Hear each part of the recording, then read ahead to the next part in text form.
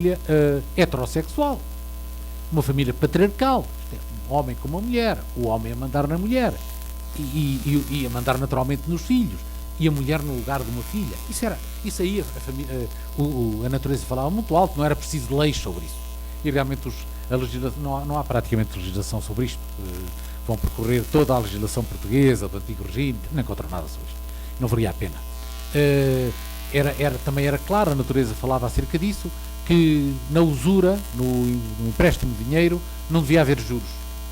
Por uma razão natural. É que se nós emprestamos 99 ovelhas e um carneiro, ao fim do ano, possivelmente, temos direito a receber não só as 99 ovelhas e um carneiro, mas os frutos também, porque, entretanto, elas procriaram. E devemos receber 105 cabeças de gado. Mas se emprestarmos 99 libras e 1 euro, passado um ano estão lá as 99 libras e 1 euro, porque, diziam os juristas, as moedas não fazem moedinhas. Isto é da natureza. A natureza aqui fala bem alto. Talvez as moedas não fazem, apesar de eu ter posto 99 libras femininas e 1 euro masculino, estarem lá guardadinhas na gaveta, sossegadinhas e às escuras, no fim do ano estão lá na mesma a ser moedas. E diziam eles, e se o credor lá quiser buscar 105, das duas uma, ou está a enganar o devedor, está-lhe a levar 5 que não lhe pertencem, ou fez um pacto com o diabo e as moedas de facto produziram mais moedas. Nenhuma das coisas, estão a ver, era uma grande solução. Nenhuma das coisas deixava muito bem o credor. E, portanto, aí a natureza falava algo. Não era preciso consolidar por lei. Mas havia coisas que sim. Os prazos processuais. Bom, petição inicial, o libelo, como se diz antigo. Depois terá que haver uma defesa, uma réplica. Quantos dias? Feito em quantos dias? Bem, aí a natureza não fala. 15, 16, 17, 20... 25, 30, a natureza só diz uma coisa. Não pode ser tão pouco que o arguido não se possa defender, nem tanto que a questão nunca mais se resolva. Não pode ser nem 3 minutos, nem talvez 3 meses, nem talvez 3 anos, ou muito menos 3 séculos. Mas claro, dentro destes limites há aqui uma variabilidade da natureza, uma equivocidade da natureza, que exige que alguém consolide as coisas. Mas isto são pormenores, reparem.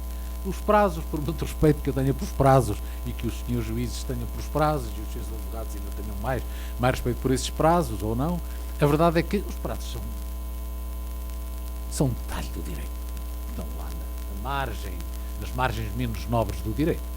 De modo que só aqui é que intervinha a consolidação pela lei. No resto havia uma consolidação pela própria natureza. De modo que consolidação como? Pela lei? Pela natureza, nós hoje não acreditamos muito na natureza. A leitura da natureza, mesmo quando eles achavam que a natureza fala muito alto, nós hoje achamos que a natureza apenas sussurra na questão, por exemplo, da arquitetura ou da geometria da família. Um homem com um homem, uma mulher com uma mulher, um homem com 2 mulheres, 3 mulheres com 3 mulheres, etc. Está tudo em aberto, não é verdade? Está tudo em aberto. E nós não duvidamos, hesitamos, discutimos o que é que a natureza diz sobre isso. E a natureza é lida de maneira diferente. Os que acham que a natureza é sexo, acham que tem que ser um homem com uma mulher. Os que acham que a natureza é solidariedade, e pode ser um homem com homem, ou 2 mulheres com 2 mulheres, ou 2 mulheres com 2 homens, um homem com 2 mulheres, ou o contrário, porque a solidariedade é sempre possível. Estão a ver que aqui depende muito da cultura, das opiniões. Nós hoje achamos que a natureza fala baixinho, que apenas sussurra coisas. E, portanto, a consolidação parece que não poderemos voltar ao antigo regime e confiarmos na consolidação pela natureza. Mas também começa a ser problemática a consolidação pela lei. Porque a que é que nós hoje estamos a assistir? Estamos a assistir a uma tendência bastante forte para o primado da lei ser posta em questão. A lei tem certos defeitos no seu ADN, na sua natureza íntima. A primeira delas é de ser uma medida voluntária. A lei, todos sabem, nasceu de uma vontade, ou de muitas vontades. E quando as coisas nascem de muitas vontades, nós temos sempre a desconfiança que por trás das vontades pode não estar a razão. Durante um tempo, pressupôs-se que a vontade tinha por trás a razão. E que, sobretudo, a vontade geral, a vontade de todos, no fundo, todos concordavam, quase todos concordavam, a maioria concordava, porque todos eram racionais e, portanto, as particularidades irracionais de cada um, na vontade geral, desapareciam. A vontade geral era assim uma espécie de denominador comum das vontades todas. E só lá ficava o que era racional na vontade. Bem, nós hoje não temos bem essa ideia. E apesar das leis serem votadas por maioria e as maiorias terem sido eleitas por maiorias, mesmo por maiorias muito significativas, há sempre aquela desconfiança, porque nós estamos com os pés assentes na terra e sabemos que as eleições não são bem aquela coisa que nós desejaríamos que fossem, que as votações parlamentares não são bem sempre aquelas coisas que nós desejaríamos que fossem e que as maiorias se formam quer no domínio eleitoral, quer no domínio parlamentar, por razões que a razão desconhece. E, portanto, estamos desconfiados. E a lei padece disso, porque a lei é a vontade desta pessoa. E todos nós temos a ideia que melhor que este direito maioritário, um direito que se caracteriza pelo número, no século XIX, os elementos mais conservadores dos setores liberais falavam de uma forma despectiva, de uma forma com desprezo da democracia, dizendo que a democracia é a lei do número. E, na verdade, o que nós queremos é a lei da qualidade, a lei da razão. Contrapunha o império da razão ao império do povo, é uma temática muito comum na França pós-revolucionária, contra-revolucionária, enfim, na França conservadora dos anos 30 e dos anos 40, de Guizot, e com isso passa, por exemplo, para Portugal e para o Brasil, para o pensamento cartista, conservador, dos setores conservadores da Carta Constitucional em Portugal e da Constituição Brasileira, que estiveram praticamente no poder até ao fim do Império aqui e Portugal até ao fim da monarquia. E, no fundo, todos esses setores diziam à boca pequena e à boca grande que, de facto, a lei do número não bastava. Que era preciso a lei da qualidade, o império da razão, a lei dos mais esclarecidos, e punham-se a imaginar maneiras de compatibilizar o número com o esclarecimento, inventando, nomeadamente, formas de sufrágio que, a seu ver, garantiam que só os mais esclarecidos é que votavam. Nomeadamente o sufrágio censitário. Sufrágio censitário, como sabem, só votam os mais ricos. E realmente, porquê é que hão de votar os menos ricos? Porquê é que hão de votar, nomeadamente, os não contribuintes? Bem, para já os não contribuintes não pagam. Isto, se queres circo, pagas o bilhete. De modo que, porque é que tu que não pagas, vens de ter voz nos assuntos comuns? Por outro lado, quem não tem nada a perder e, portanto, vota irresponsavelmente. Tanto se lhe dá como se lhe deu. Só quem tem bens e quanto mais bens tem, é que vota mais responsavelmente, porque quem tem muitos bens pode perder muito e, portanto, pensa muitas vezes antes de votar. Às vezes até nem vota, abstém-se, que é o mais seguro. Ou tenta votar dos dois lados, não é? Pagar para os partidos de um lado e pagar para os partidos dos outros. Isso é um jogo que existe no mundo contemporâneo. As empresas que pagam para todos os partidos não sabem bem quem é que vai. Portanto, quem tem, vota responsavelmente. E, portanto, só esses é que devem votar. Só esses votos é que nos interessam. Bem, hoje o argumento contra-maioritário não tem bem este recorte. Isto é, hoje estes sistemas eleitorais censitários têm mauvaise presse, como diriam os franceses. Tem uma má imprensa, uma má fama. Ninguém vai defender hoje sistemas maioritários eleitorais censitários, embora haja outras maneiras no plano das eleições de conseguir mais ou menos os mesmos resultados. Mas o argumento contra-maioritário surge no próprio seio do pensamento jurídico. E no próprio seio do pensamento jurídico, baseado também numa ideia muito antiga. Toda a gente tem ideias sobre o direito, sobre ideias sobre o que é justo e o que é injusto. Mas há uns que têm mais possibilidade de ter boas ideias sobre a justiça e a injustiça do mundo. Esses são os juristas. Os juristas são uma profissão, hoje nós dizemos assim, são uma profissão que foi treinada para ler a justiça. Para ler a justiça não nas leis. Para ler a justiça antes das leis. E para julgar, portanto, da justiça das leis. Já no domínio do código, da codificação francesa, que é por antonomasia, por paradigma, a codificação, logo em 1805, o Código Civil sai em 1804, há um professor de Código Civil, porque a cadeira de Direito Civil tinha sido extinta e foi criada a cadeira de Código Civil, o legislador queria, inocentemente, pensava ele que os juristas iam ensinar o Código Civil, mas há logo em 1805 um jurista que escreve os princípios do Código Civil e diz, eu sou professor de Código Civil. Mas realmente descobri, dei-me conta, que ensinar Direito Civil, ou melhor, ensinar o Código Civil não é ensinar o Código Civil. é ensinar os princípios que estão por detrás do Código Civil e que constituem princípios que já vêm lá do jurista romano e que percorreram todas as gerações de juristas da França pré-revolucionária, que permitiram que, logo poucos anos após a Revolução, houvesse um Código Civil. Este Código Civil não é o produto da vontade do Imperador Napoleão, que apenas teve a sensatez de chamar juristas e juristas ilustres para eles lhe fazerem um Código Civil. Porque o Código Civil não é uma questão de vontade do Imperador, é uma questão de razão. E, portanto, ensinar o Código Civil é ensinar os princípios que estão por trás do Código Civil. E dizia, na verdade, podemos distinguir entre juristas e jurisconsultos, como distinguimos entre agrimensores e geómetras. Os meros juristas, queria ele dizer, aqueles que se contentam com a lei, são agrimensores. São aqueles técnicos que vão lá e medem as propriedades, fazem contas e calculam a superfície. Mas por trás da arte do agrimensor está a verdadeira ciência da agrimensura, que é a geometria. E esses, os técnicos dessa ciência, são os geómetras. E no mundo jurídico são os jurisconsultos. De modo que esses é que sabem quais são os princípios que estão por detrás das regras do Código, das leis concretas do Código.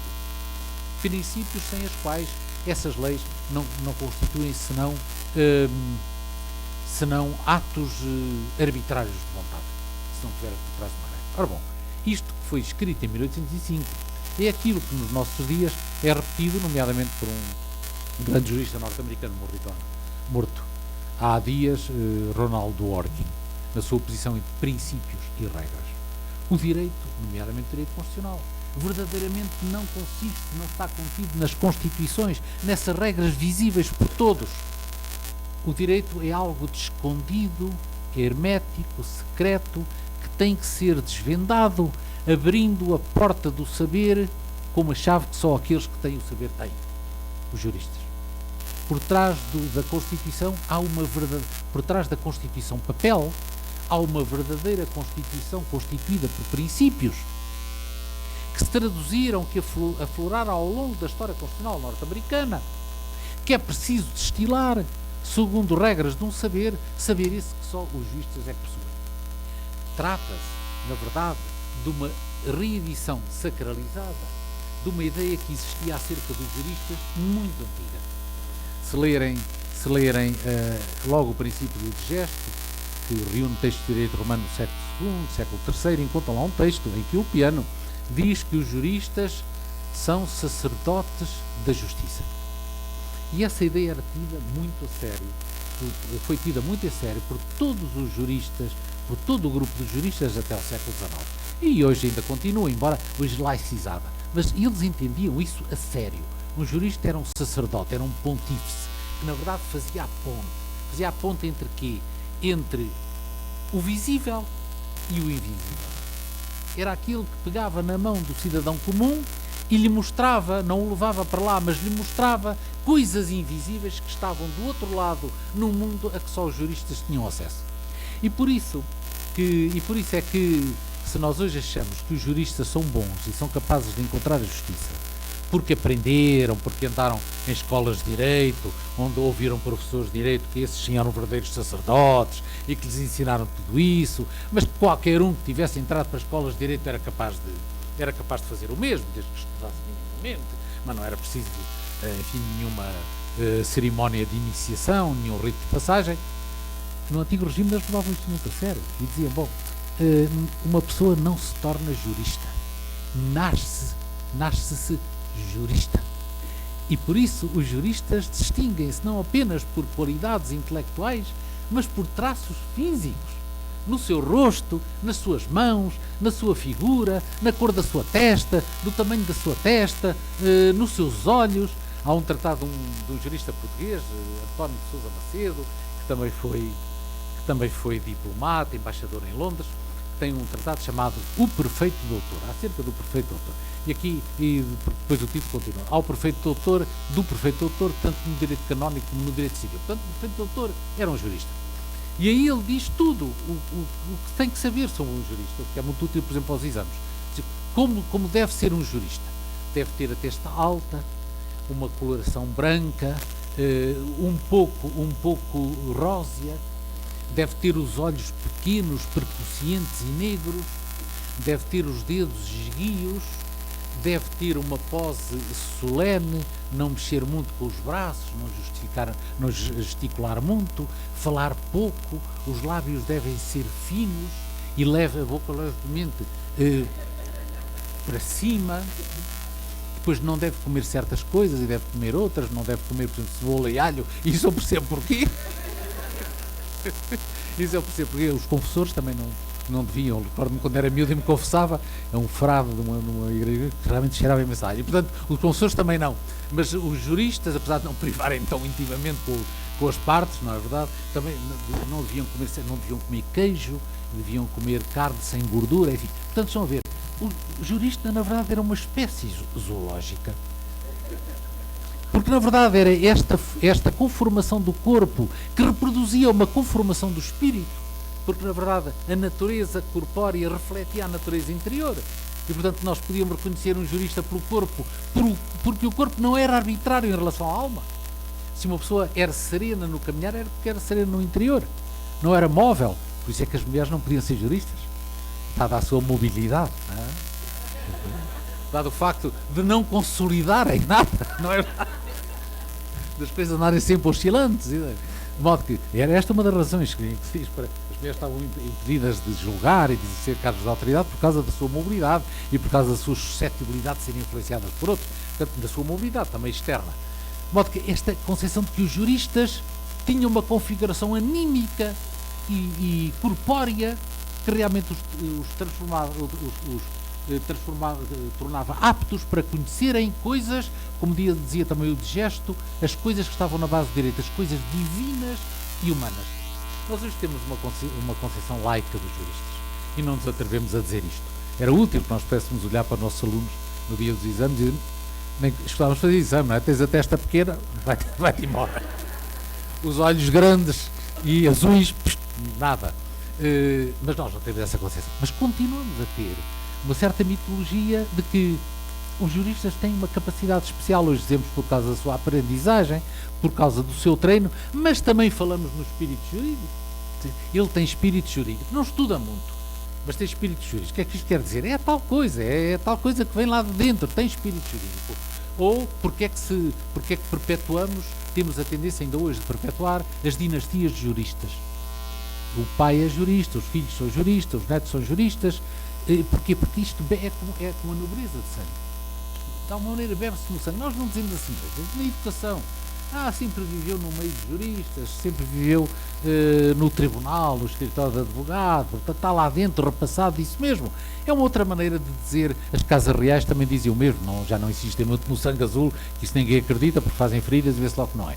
Mas acreditam que foi educado para rei, porque já o pai era rei, já o avô foi rei. Bem, no fundo, é um bocado o argumento de qualquer coisa que passa geneticamente, tem uma natureza generosa. A palavra generosa aqui quer dizer genética. Isto é uma natureza que vem nos genes. A natureza jurídica seria uma natureza generosa que viria nos genes. Mas nós hoje pensamos que não. Isto é sobretudo uma capacidade que os juristas têm de encontrar a justiça de uma forma mais perfeita do que a encontra o número.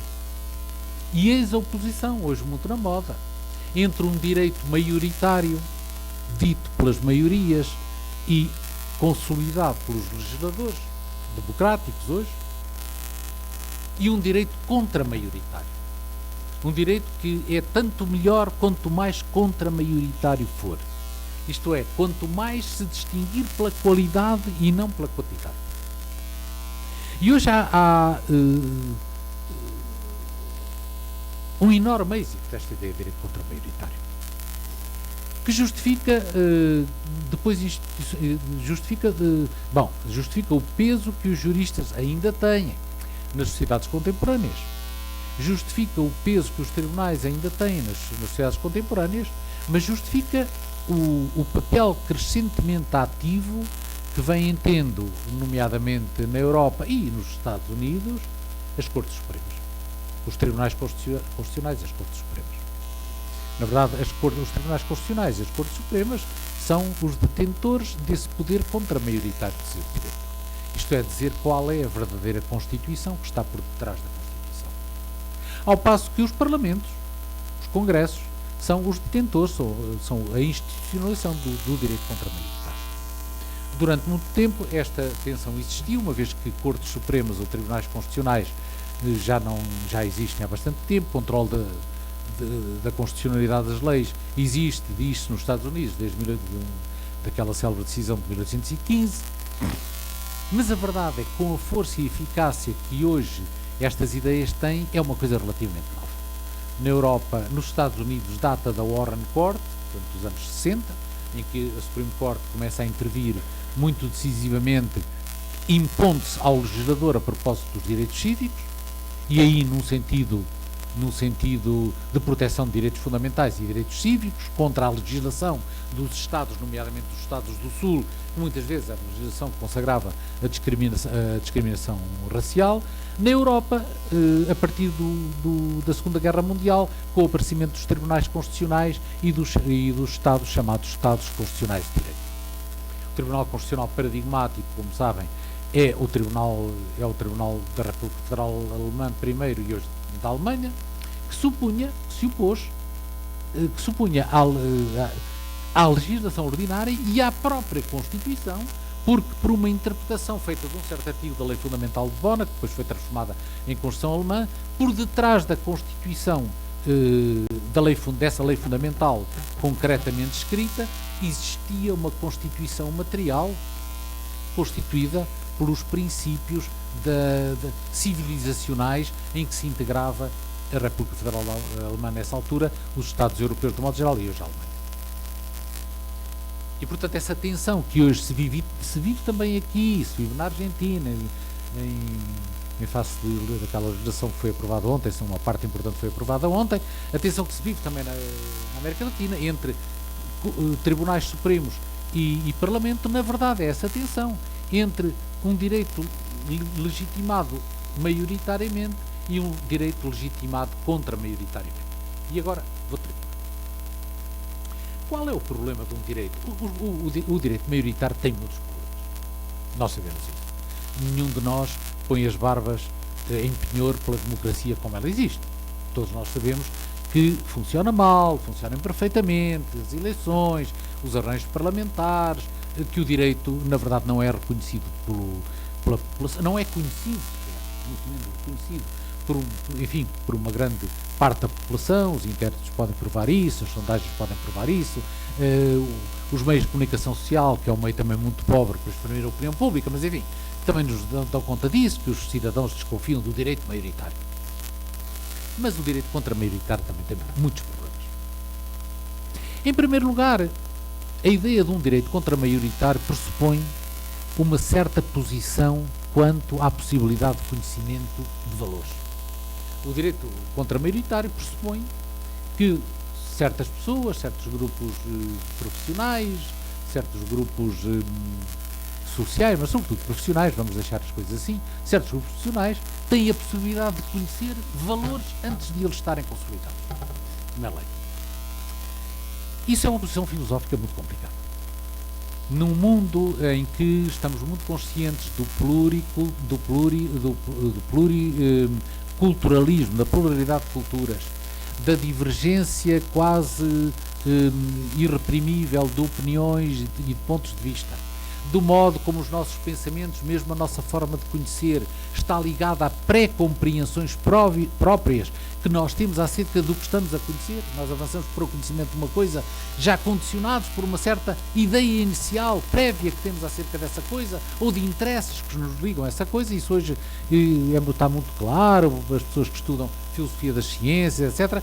De modo que tudo isto impede que nós tenhamos uma posição de reconhecimento franco dessa possibilidade, mesmo através do saber das ciências exatas, através do saber das ciências humanas, que são mais débeis, menos estruturadas, mais problemáticas, mais discutíveis, essa possibilidade de conhecer valores, conhecer o que é a justiça das coisas. Portanto, esta é a primeira e a grande dificuldade das posições contra-maioritárias. O que é que legitima aquela opinião? A menos que pensemos como se pensava no antigo regime, que as pessoas que integram esses órgãos são de uma natureza especial. Uma natureza anímica ou uma natureza corpórea. A verdade é que nós hoje não os podemos reconhecer bem, não olhamos para a rua e não vemos passar, olha, aquele é juiz do Tribunal Constitucional. Não se distingue pela sua testa, pelos seus olhos percussientes, portanto é natural que não se distingue pelo físico, também não se possa distinguir pelo espírito. Agora nós também não possamos ver o espírito e esse é o segundo problema. Aqueles espíritos podem estar a construir verdades e princípios de justiça e princípios de direito fiáveis, mas nós não vimos como é que eles os estão a construir. Isto é, o processo intelectual e de decisão dessas elites não é perceptível do exterior. E não sendo perceptível, não é controlável. E não sendo controlável, é desconfiável. E sendo desconfiável, não é respeitável. E não sendo respeitável, não se pode consolidar na opinião. Pode-se consolidar muitas vezes na opinião técnica. Muitas vezes assistimos a debates entre técnicos de um determinado saber e, por exemplo, entre juristas, e ficamos esmagados pela força e, digamos, o poder de convicção daqueles argumentos. Mas realmente aqueles argumentos só são muito convincentes naquele círculo muito restrito. Produzidos fora daquele círculo muito restritos, aqueles argumentos, a maior parte deles são incompreensíveis. E os que são compreensíveis são problemáticos. Recordo-me de um caso que deu muito que falar em Portugal, um pequeno caso, não era um grande caso, um pequeno caso de uma menina que era filha de uma prostituta e de um não prostituto, de uma pessoa qualquer, de um homem qualquer, e que foi entregue pela mãe a um casal constituído por um sargento das Forças Armadas e pela sua mulher. E eles ficaram com a menina e começaram a tratar da adoção, que é um processo muito demorado entre nós. E portanto passaram-se 1 ano, 2 anos, 3 anos, e ao fim desse tempo o pai da menina resolve que antes nem se reconhecia pai, porque aquela exceptio plurium, não é? A mãe tinha relações com muitos, ele não sabia se o filho era, dizia que não era. Mas a essa altura, sabe-se lá porquê, ele reconheceu-se e pediu a menina. Depois uma questão em tribunal contra o casal que pretendia adotar a menina. Bom, este problema deu várias soluções. A primeira delas foi realmente entregar a menina ao que já vivia há 4 anos. A menina tinha 7 anos, vivia há 4 anos com o casal, adotando, a entregá-la outra vez aos pais naturais. Depois a relação revogou esta sentença, a menina voltou. A menina foi ali um ping-pong. Isto era muito tratado nos meios de comunicação social. E uma vez lembro-me de ver um debate entre 2 colegas meus de outra faculdade de Direito, da outra faculdade de Direito de Lisboa, mas podiam ser da minha. E um psicólogo, um pedopsicólogo, um psicólogo especialista em psicologia infantil, a discutir o tema. E o pedopsicólogo dizia que as coisas eram muito complicadas, a formação dos afetos, que a menina tinha talvez potenciais afetos pelos pais naturais, pais biológicos, mas que tinha ganho entretanto afetos pelos pais afetivos e depois os afetos dos pais, etc. Portanto, mostrando a complexidade da situação. E os colegas de Direito respondem, não vejo porque é que isso é tão complicado assim. Isso é muito fácil de resolver. Na verdade, o direito conhece 3 figuras: a paternidade biológica, a paternidade adotiva e o rapto. Ora bom, o sargento não é pai biológico, não é pai adotivo, ainda não é pai adotivo, portanto tem que ser raptor. Bom, e isto para eles era absolutamente claro, porque tertium quartum non datur, havia 3 possibilidades, não havia 4 possibilidades. Bom, e isto é uma caricatura, naturalmente, mas isto, numa discussão entre técnicos juristas, assim quadradinhos, não é, que lidam com categorias de direito, é verdade, havia pais biológicos, não eram. Pais adotivos também não eram. E depois o que é que ficava para um casal que tem uma menina? Não é pai biológico, só podem ser raptores. Uma coisa é particularmente clara. Agora, este é o tal tipo de argumentos que são esmagadores num ambiente puramente técnico e cortado da cultura comum, mas que realmente não convencem nada, até são ridículos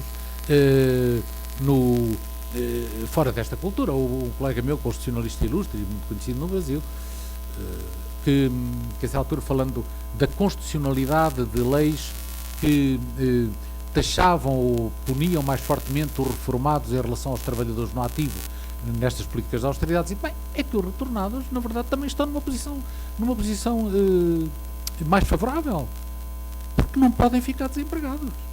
Portanto, há que realmente, os trabalhadores no ativo podem perder o emprego, Os reformados não podem perder o emprego, de modo que não podem perder o emprego. Estão mais beneficiados, portanto têm que ser mais taxados. Portanto, são argumentos puramente formais, realmente é verdade, eu não posso perder o emprego, por simples razão que não tenho emprego, tenho reforma. Mas são argumentos que, na sua lógica formal, aparentemente inflexível, convencem muito em círculos muito fechados de discussão, não convencem em círculos... Como é que se há de resolver este problema? Nós, na verdade, precisamos de alguma coisa que consolide. A lei é fraca a consolidar, desconfia-se do direito maioritário. O direito contra-maioritário é obscuro, hermético e incontrolável. Como podemos consolidar? Este é o grande paradoxo na verdade não é só do direito, é o grande paradoxo da democracia nos dias contemporâneos. Como havemos de consolidar a democracia? Porque a própria democracia precisa ser consolidada. Hoje não é claro que esteja. Porque se entendemos por democracia, a democracia sufragística, a lei do número, a maioria, a democracia das maiorias, ela hoje pode ser liquefeita por uma decisão de minorias, por um tribunal. Que a todo momento pode declarar que uma lei votada maioritariamente por um parlamento com menor maioria, um parlamento eleito por uma menor maioria, diz não, mas é inconstitucional. Mas na Constituição que foi feita pelo povo está lá, não, mas é que por trás da Constituição feita pelo povo há uma outra Constituição de princípios. E esses princípios o povo provavelmente não sabe deles, porque não está ao seu alcance conhecê-los. De modo que a própria democracia provavelmente precisa de consolidação. Como havemos de consolidar a democracia? Alguns autores, dizendo só duas palavras, alguns autores pensam que a democracia se consolida complexificando-se. Isto é, ultrapassando uma democracia unidimensional da eleição e do Parlamento, combinando com outras formas de democracia, em que as pessoas participam e se manifestam noutras peles, noutras posições, de outras maneiras que não a de meter o voto na urna, participando, tomando parte em atividades sociais, contribuindo no seu local de trabalho, no seu local de residência, na sua esfera profissional, no seu domínio cultural, contribuindo para construir a sociedade. E que isso é uma forma de participação. Tudo isto é ainda muito vago e ainda muito dificilmente institucionalizável, mas começa a ser institucionalizado. Quando as Constituições hoje prevêem a concertação, órgãos de concertação social, a necessidade de ouvir órgãos de concertação social, de patrões, de sindicatos, de associações culturais, associações regionais, estados, para além dos votantes federais, os estados como entidade política própria, combinando o sufrágio com formas diferentes de ouvir a sociedade, diferentes e mais complexas, está-se a complexificar a democracia. E complexificando-se a democracia, complexifica-se também o saber na qual ela se baseia, que não é mais um saber formal acerca das formas. Típico disso é o saber clássico dos juristas, em que sabem os conceitos, as formas, as definições, mas um saber mais complexo, como o saber jurídico hoje tende a ser. Um saber que não se esgota em conceitos, mas procura estudar realidades sociais, trabalhando as realidades sociais juntamente com outros técnicos da sociedade, e por isso é que mesmo tribunais têm nos seus aparelhos outros técnicos, sociólogos, assistentes sociais, psicólogos, médicos, etc., para complexificar o saber dos juristas, que é um saber tendencialmente formal e portanto, limitado, simplificador da sociedade. A sociedade é complexa e a democracia, como um retrato da sociedade, como um governo da sociedade pela sociedade, tem que lidar com formas complexas de captar esta vida complexa que é a sociedade. Ou seja, a cultura dos especialistas, aquela cultura dos especialistas que baseavam o direito contra-maioritário, terá legitimidade para o basear se passar a estar mais próxima das culturas da vida, se incorporar as culturas do cotidiano, se os juristas perderem a sua autossuficiência, pai biológico, pai adotivo, rápido, se perder esta sua autossuficiência de quem está a traçar fronteiras geométricas na sociedade, para passar a incorporar as culturas da vida, passar a incorporar o cotidiano com a sua complexidade, mas ao mesmo tempo com a sua sustentabilidade e com a sua capacidade para capitalizar a expressão, não é minha, é de um colega amigo meu, Boaventura Sousa Santos, para passarem a capitalizar a experiência. O direito como capitalização da experiência. Muito obrigado.